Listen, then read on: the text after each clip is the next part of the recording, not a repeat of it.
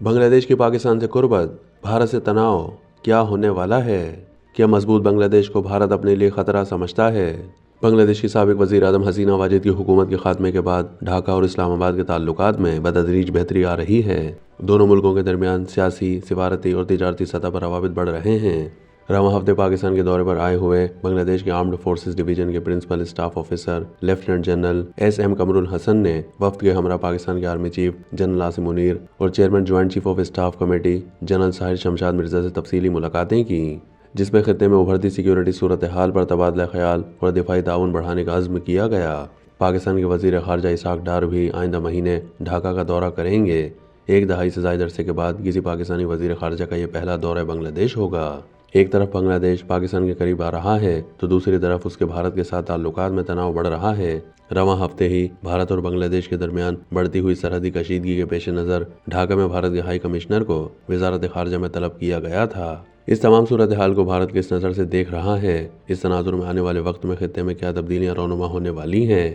Senior صحافی column نگار منصور آفاق نے اپنے تازہ ترین کالم میں اس پر دلچسپ انداز میں روشنی ڈالی ہے۔ کالم نگار منصور آفاق اپنے کالم میں لکھتے ہیں کہ میانمار کی طرف فوجیں بنگلہ دیش کے بارڈر پر بھیج دی گئی ہیں۔ بھارت اور بنگلہ دیش میں سرحدی جھڑپیں شروع ہیں۔ سنائے کہ ناراض بھارت سر اٹھا کر چلنے والے ڈھاکہ پر جنگ مسلط کرنا چاہتا ہے۔ انہی جھڑپوں کے دوران 5 کلومیٹر بھارتی زمین پر قبضے کی خبر دنیا بھر میں حیرت سے سنی گئی۔ بھارتی میڈیا نے تردید کی۔ معاملہ خاصا پیچیدہ ہے۔ بنگلہ دیشی وزارت خارجہ نے بھارتی سفیر اور بھارتی وزارت خارجہ نے بنگلہ دیشی سفیر کو طلب کیا۔ دونوں نے بارڈر کی کشیدگی کا ذمہ دار ایک دوسرے کو ٹھہرایا۔ بھارت کئی بارڈر پر خاردار تاریں لگانے کا کام شروع کر چکا ہے، جو ڈھاکہ کے لیے قابل قبول نہیں ہے۔ دوسری طرف برما اور بنگلہ دیش کی سرحدوں پر تنازع بڑھ رہا ہے۔ منصور آفاق کے بقول ڈھاکہ کو اس تمام صورتحال کا مکمل ادراک ہے۔ اس کے فوجی سربراہان کا دورہ پاکستان بھی اسی سلسلے کی کڑی لگ رہا ہے۔ بنگلہ دیشی جنرلز کے ساتھ جنرل عاصم منیر اور جنرل شمشاد مرزا کی ملاقاتوں کے بعد جو اعلامیہ ISPR نے جاری کیا، وہ بھی اس سمت اشارہ کرتا ہے کہ دونوں ممالک کے رہنماؤں نے فوجی تعلقات کو مزید مضبوط بنانے کی ضرورت پر زور دیا اور کسی بھی بیرونی مداخلت سے محفوظ رہنے کے لیے شراکت داری کے عزم کا اعادہ کیا۔ اس جملے کی وضاحت یوں بھی کی جا سکتی ہے کہ ڈھاکہ پر حملہ اسلام آباد پر حملہ اور اسلام آباد پر حملہ ڈھاکہ پر حملہ تصور کیا جائے گا۔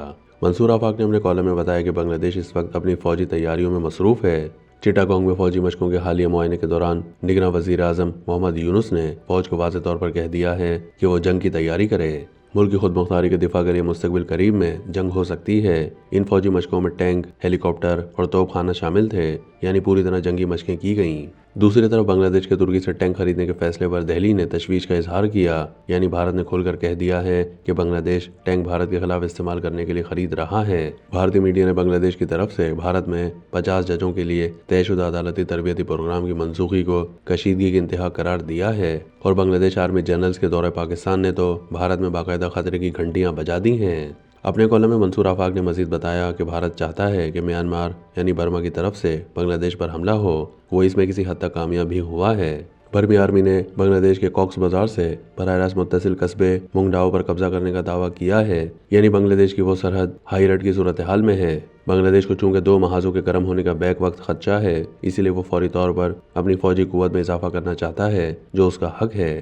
منصور آفاق نے اپنے کالم میں نشاندہی کی کہ بھارت کے ساتھ سفارتی تعلقات کی منسوخی کے بعد ایک نیا بنگلہ دیش سامنے آیا ہے۔ بھارت کو واضح طور پر لگ رہا ہے کہ یہ مضبوط بنگلہ دیش بھارت کے لیے خطرے کا سبب ہوگا۔ جس طرح وہ پاکستان کو اپنے لیے سیکیورٹی تھریٹ تصور کرتا ہے، سو وہ ہر ممکن کوشش میں ہے کہ بنگلہ دیش پر جنگ مسلط کر کے وہاں حکومت تبدیل کرائی جائے، جو میرے خیال میں اب ممکن نہیں ہے۔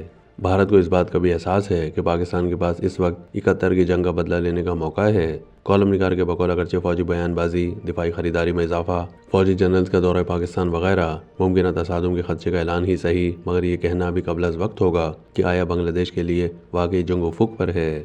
بے شک بھارت بنگلہ دیش میں بلین ڈالر جھونک چکا ہے، جس کے ضائع ہونے کے واضح امکانات ہیں۔ بھارت نے زیادہ تر آبی وسائل، ریلوے، سائنس، ٹیکنالوجی اور خلائی ٹیکنالوجی کی مد میں پیسہ لگایا ہے۔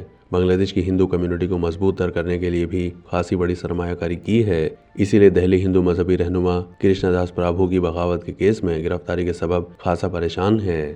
منصور آفاق نے اپنے کالم میں بتایا کہ بھارتی خفیہ ایجنسی نے بھارتی حکومت کو رپورٹ دی ہے کہ بنگلہ دیشی ہندو کمیونٹی کا کمزور ہو جانا بھارت کے لیے ناقابل قبول ہونا چاہیے۔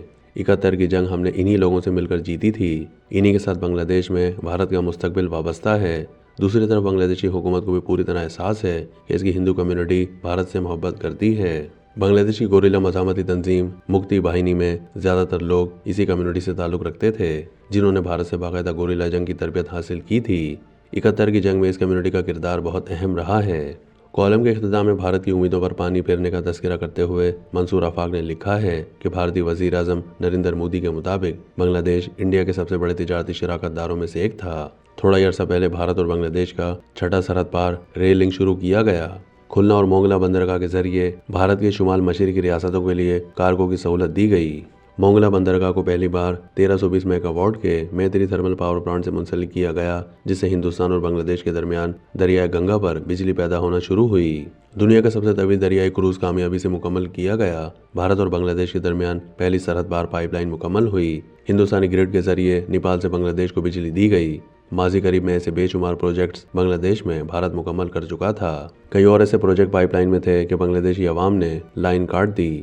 کالم نگار منصور آفاق نے اس تمام صورتحال کی جو منظر کشی کی ہے اس کے تناظر میں آپ بنگلہ دیش کی پاکستان سے قربت اور بھارت کے ساتھ بڑھتے تناؤ کو کس طرح سے دیکھتے ہیں، کمنٹ سیکشن میں ضرور آگاہ کیجیے گا۔